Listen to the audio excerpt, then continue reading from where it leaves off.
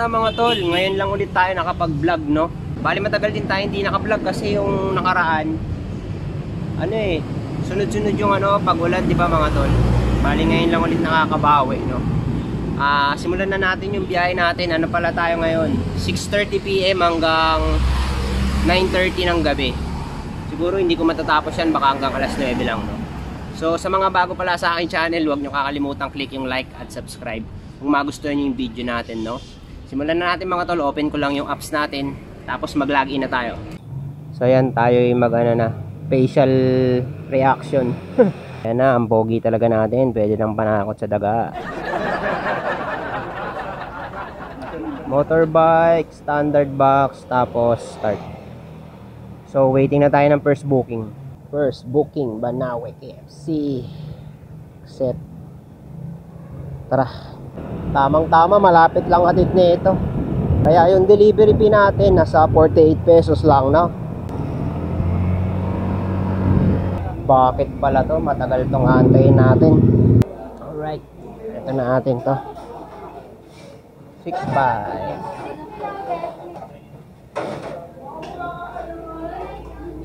Tip na agad natin ito. Tip, thank you.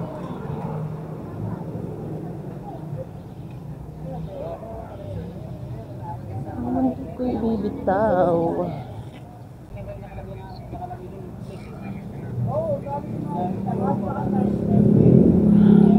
Alright. 1.7 kilometers lang yung layo niya. Malapit lang, no? Antong oras talaga masarap magbiyahe na, oh. Palubog na araw. Presko na, no? Wakali. Saan pa tayo dadaan eh? Sa mga nagtatanong pala na sa YouTube natin kung pwede daw bang hindi bumili ng gamit o kaya ang bibilin lang nila uniform para makabiyahe, no? Siguro mga on the spot yan mga tol. Kaya may account na sila.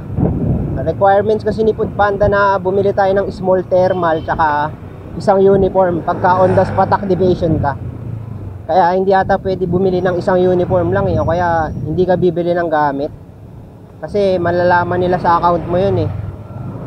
Makikita nila yung record. Kaya dapat bili kayo ng gamit sa kanila tol. Small thermal bag tsaka isang uniform lang. Malapit na tayo. Yung Metro Bank. Metro Bank.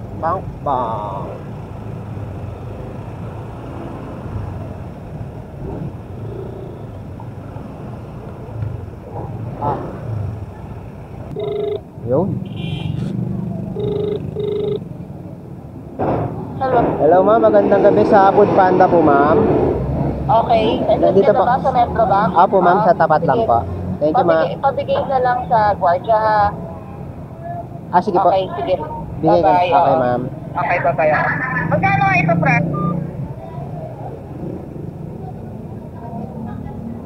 Ibibigay lang daw natin sa gwardiya. Kaso to cash on deliver boy. Sir, pinapabigay lang sir. Kay ma'am, po sir, 688 lang po. 688? Apa. Ito po yung drink sir, isa lang. Thank you sir.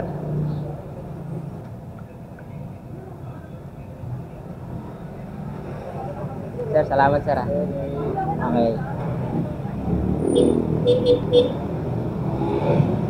Sakto, may panukli na tayo. Kailangan natin ng bariyang malupit Waiting tayo ng panibagong booking. Next booking natin, Shanghai hand-pulled noodles. 60 pesos, bandang to. Sa Damayan lagi. Tara. Sana ganyan na lang lagi, no? Yung medyo malayo yung booking. Kasi mas malaki yung bayad sa atin, no? Sulit yung biyahe.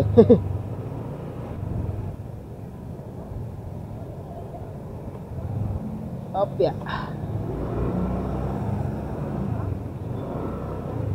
Medyo malapit-lapit na tayo kaso medyo marami ang volume ng sasakyan.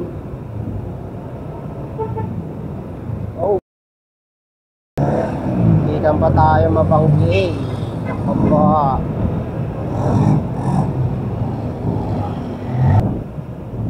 Sana tama. Handful noodles.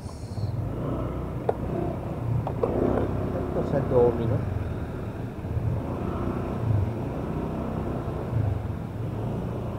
Shanghai handful noodles. Ay. Sablay. Mali tayo ng parking. Nandun pala sa kabila. Domino pala to. Ayun, sa kabila. Engot. Ow! Ow! Hindi tayo napagbigyan. Sorry sir ah. Napakadamot naman ng Dikochi na yun. Kung ako yun, pagbibigyan ko siya. Kasi alanganin na yung motor eh. Shoutout sa'yo no? Alright. Hindi ko alam kung tayo maglalog in dito.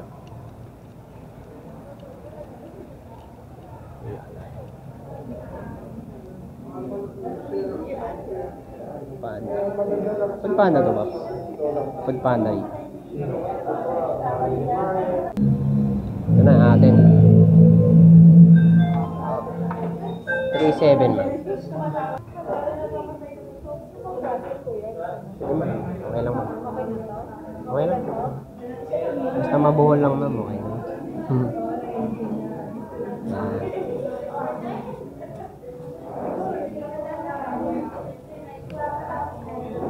Thank you, ma'am.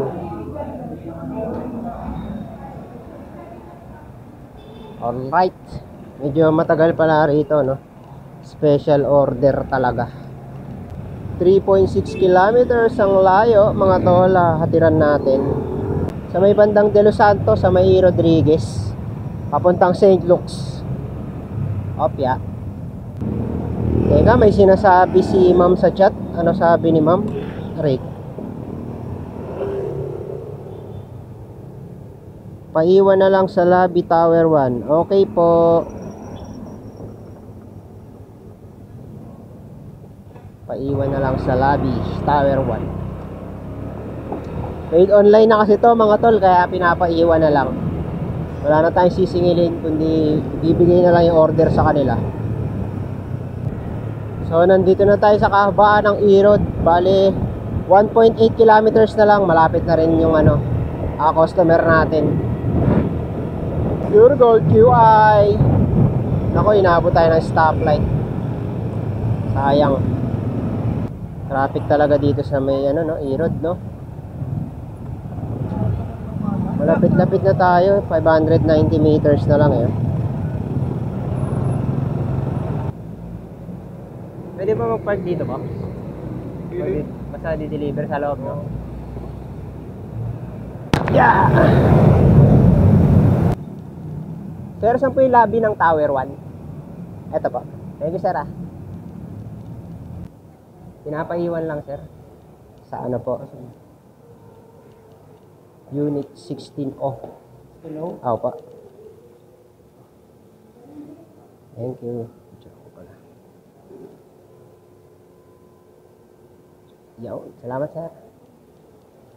Ang bango. Okay, successful. Upload na natin to. So yun, successful na yung 60 pesos nating delivery fee. Kasi may pumasok. Lah, bagal Lah, di na lumabas. Jollibee E-Road ang hatid niya. Okay, tara na. Mga tol, may tuturo pala ako sa inyo habang naghihintay tayo rito sa Jollibee. Kasi may mga nagtatanong kung paano daw ayusin yung notification tone ng apps natin. Ewan ko kung gagana sa inyo, pero sa akin kasi gumagana. Try nyo na lang, click nyo tong tatlong guhit sa taas, tapos settings. Tapos punta kayo dito sa may system settings. Yan, lalabas yan, no? Tapos click nyo yung notification, ayun, no? Basahin nyo lang notification sa taas. Ayan. Lahat yan mga tol, baguhin nyo lang yung tone. Yung gusto nyo yung tone, ayan, lahat yan. Kaya nito, yan. Pag-click nyo nun, ayan ha. Pag-click nyo nito, punta kayo dito sa notification sound. Ayan. Ayan, hanapin nyo na yung gusto nyo settings dyan. Ay, settings. Hanapin nyo na yung gusto nyo tone dyan na nasa cellphone nyo. Yung maririnig nyo yung alarm. Tapos, okay na yun, no? Tapos, ito, customer chat. Click nyo lang din. Pindutin nyo yung notification sound. Ayan. Hanapin nyo lang dyan yung gusto nyo. Kunyari, ito, napili ko car lock sa akin, ha. Yun. Okay na yun.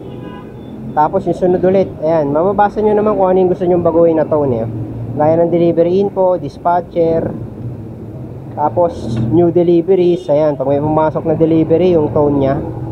Ayan, try nyo na lang mga tol, ha. Ulitin nyo na lang yung video ko kung paano ko ginawa yung pagbago ng sounds ng notification ng Roadrunner natin. O kaya ng Panda Rider. Sana hindi kayo nalito sa paliwanag ko kasi ako medyo nalito sa sinabi ko, eh. So, ayun na, ready na daw yung ating order. Atin na to.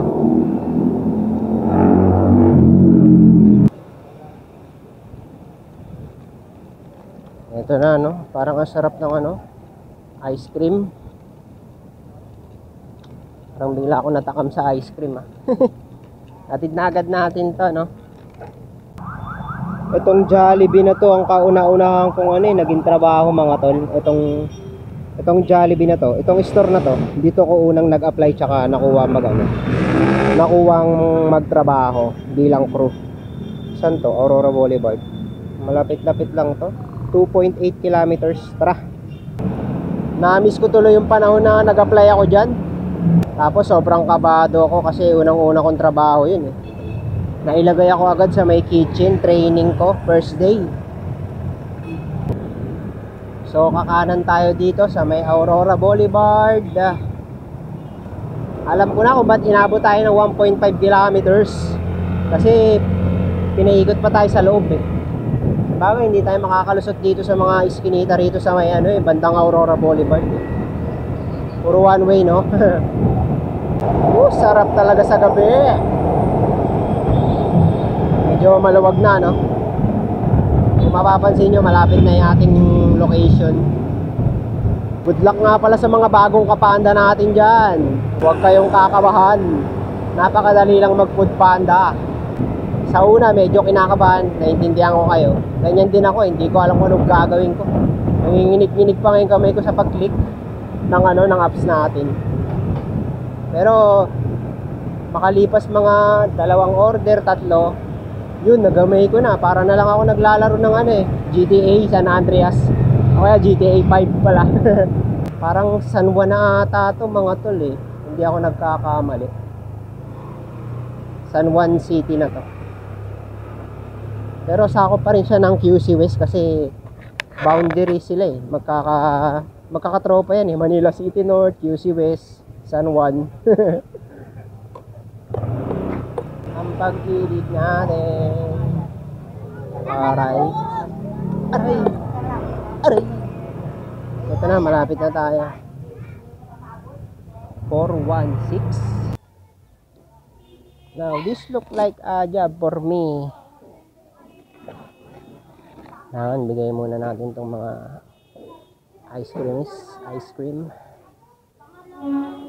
Handang gabi, ma'am. Ma'am, unahin ko po muna yung ice cream, ma'am.